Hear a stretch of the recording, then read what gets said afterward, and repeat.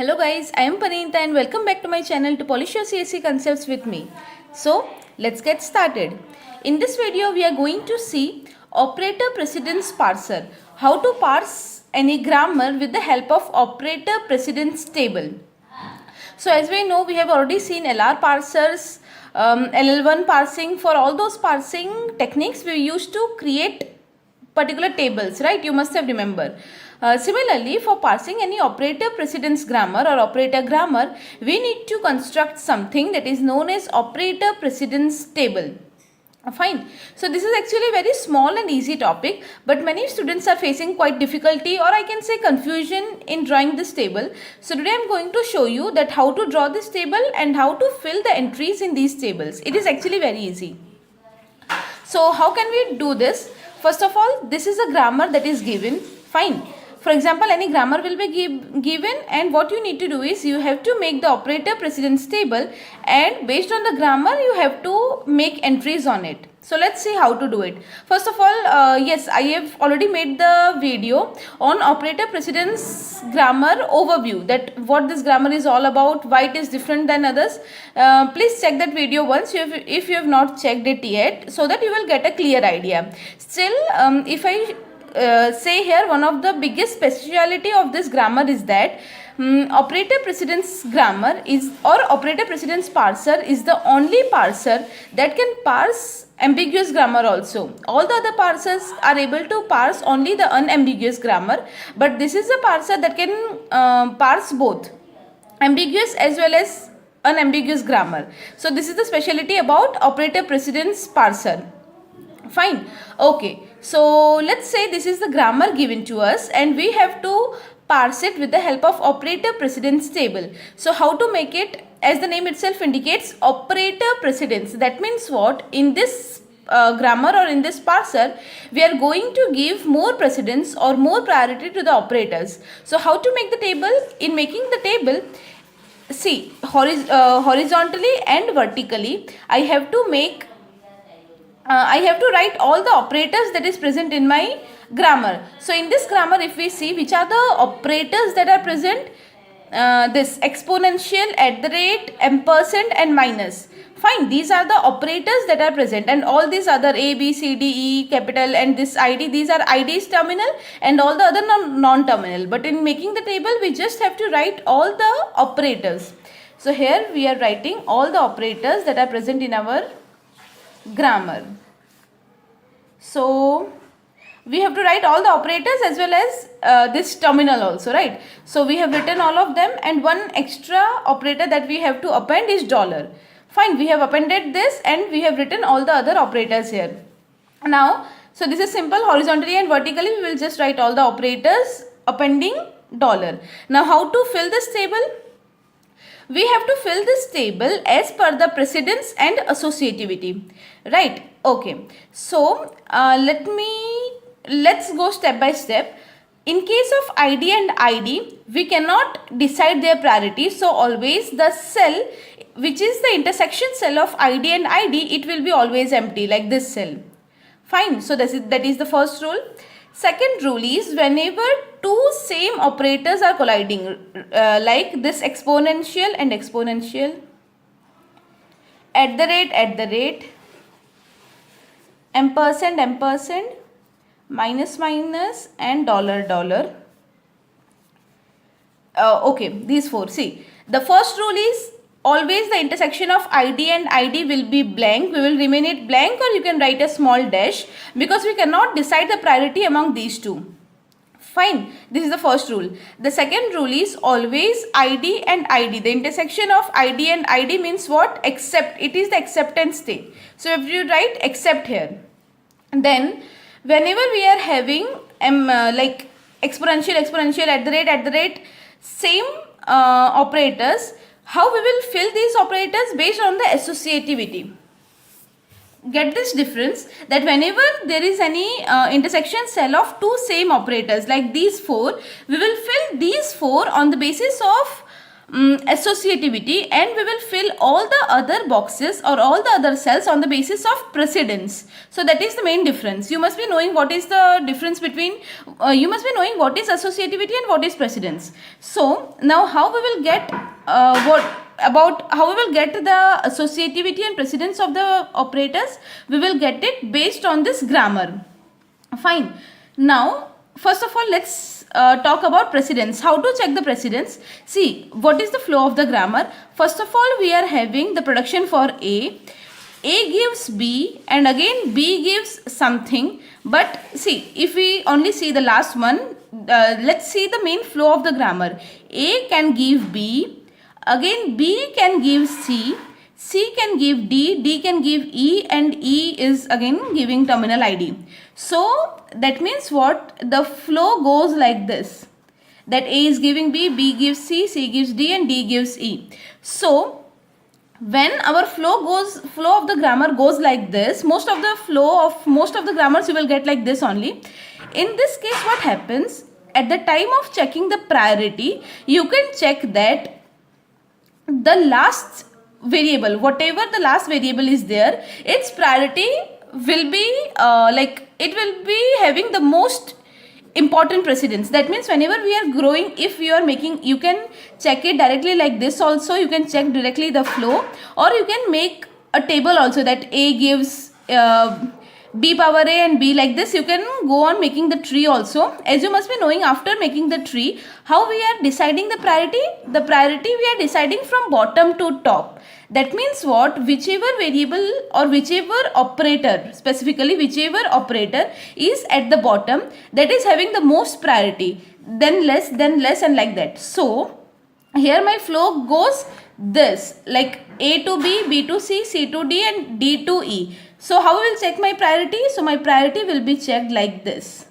That means whichever operator is at the end, that will be having more priority. So if I check here, first of all, I am from bottom, we have to check, right? So from bottom, first of all, I am having minus. So I can say that minus is having more priority than ampersand.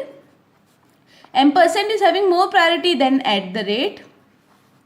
At the rate is having more priority than exponential. Fine. In this way, we can decide the priority. So 1, 2, 3 and 4. Yes, we have already decided these 4 priorities. Apart from that, one of the important thing that you must be knowing is, if we talk about ID, then ID is always having the highest priority.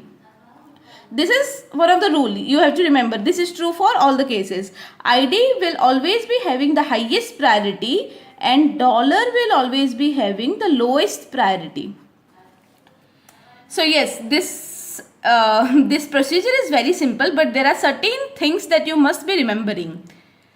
Again, okay, we will revise quickly after we end it. So for now, what I told is, if the two operators are similar, we will fill it as per the associativity, and apart from that, all the other cells we will fill it based on the priority or precedence. Okay, so this is what we decided about the precedence, and other two precedences are ID is having the highest precedence and dollar is having the lowest precedence. So that's all about precedence. Then we are having, okay, let's fill the table as per the precedence. So if I talk about here, okay, let's start from first column. In terms of ID and exponential, which one is having more precedence? ID. See, in terms of ID, we know that ID is not comparable at all, because ID will always have the highest precedence. So in the column of ID, we will write, so based on ID, if we compare with ID, all these operators will be having less precedence, right? Because ID is having the highest precedence. So compared to ID, all these operators will be having less precedence. So I will do less than sign in all these columns. So this column is done. Similarly, I know that dollar is having lowest precedence. That means all these operators will be having higher precedence than dollar. So in dollar, in the column of dollar, I have written all the greater than sign. Fine, and I have already told that dollar means except. So these all will be having less than sign, these all will be having greater than sign. So these two columns are done. Now if I am coming here in the column of exponential, so first of all comparing exponential and ID, we know that ID will be having, again see, in ID here we have written less than. Similarly, I know that ID is having the highest precedence. So here in this row I am having ID, and in this column whatever operators are there, but ID will always be having higher precedence. So here everywhere I have to write greater than because ID is this side, so greater than, right? Similarly here dollar is there, and all the other, and dollar will be having less precedence than all these operators. So here in all this, in this full row I will be having less than. Fine. So this and this I can directly do on the basis of ID, and this row and this column I can directly do on the basis of the precedence of dollar, because we know these two things. So these two columns and these two rows we can fill at the very first place. Fine. Then similarly, then let's see, we have done these, we are done with this column, we are done with this first row, and we are done with this last row also. Fine. Okay, now let's see. Now these four boxes are what? They are the intersection of same operators. So let's leave these four for now, and let's see remaining. Here it is the intersection of @ and exponential. So if I compare @ and exponential, you can see here @ and exponential. @ is having more precedence, so greater than. Similarly ampersand and exponential, ampersand and exponential, ampersand is having greater precedence. So ampersand and exponential, ampersand is having greater precedence. Similarly, I hope you have understood. I have shown you how to do this. So based on this here, greater than and greater than. So based on these signs, you have to decide that whether you will place greater than or less than in that particular cell. Fine. So you just have to take care of these things. So similarly, you can fill all the other cells.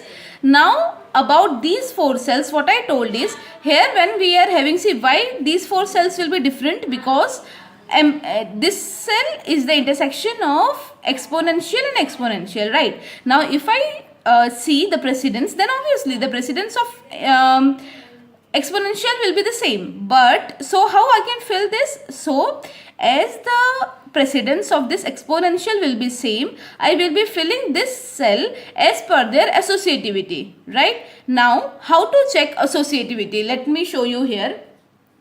We will see it on the basis of grammar. See, A gives B exponential A. Now here we are having A, here we are having A. So here we are having A in the rightmost side of the grammar. So I can say that exponential is right associative. See, I have written here. Got it? How to check? Similarly, see here, B gives B @ C. So B is present in the leftmost side of the production. That means I can say that ampersand is left associative. Similarly, here ampersand is there, and this C is present in the rightmost side of the production. So I can say that C is again right associative. Here this D is again present at the rightmost side of the production. So I can say that this operator, this minus is also right associative. So this is how we will check right associative or left associative. Fine. So we have decided this associativity of the operators. Now when I am having exponent and exponent, how I can decide? I will write it here on the basis of their associativity. Now if I see the associativity of exponent, so the associativity of exponent is right. So what I have to do is, I have to do this open one on the right side. That means this. Less than sign will be there. Similarly, @ it is left associative. So this open side will be on the left side. So I have to write greater than sign here. Similarly, ampersand is right. So again it will be open side on the right side. That means less than sign.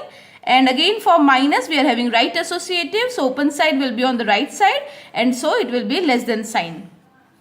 So I hope you have understood it. These are the couple of things. So I have taken an example in which I could have shown you, in which I was able to show you all the tricks about how to check the associativity, how to check precedence and all. So I hope you have understood. Let me quickly revise it once. all the operators we have to write vertically and horizontally. I will write all the operators. Fine. First of all, ID will always remain blank. $$ will always give acceptance state. Apart from that, whenever there is an intersection cell of two same operators, we will fill it on the basis of associativity. Associativity we can see like this, that if it is right associative, then the operator will be right associative. If like this, if the grammar is left recursive, then I can say that the operator is left associative. Like that we can decide the associativity. And apart from these, all the other cells we can fill it on the basis of precedence. We can see precedence flow like this, as I have explained you. And apart from that, two important things to remember is ID will always be having the highest precedence and $ will always be having the lowest precedence. So if you are aware of these couple of things, you can always get this type of question right, because these questions are very simple to solve. You should be knowing only these couple of things very clearly in your mind.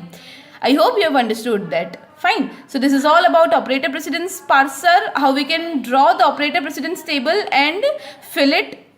If you think that my video was helpful, please share and subscribe the channel, and let me know that you liked it by leaving the like and comment in this video. Thank you so much.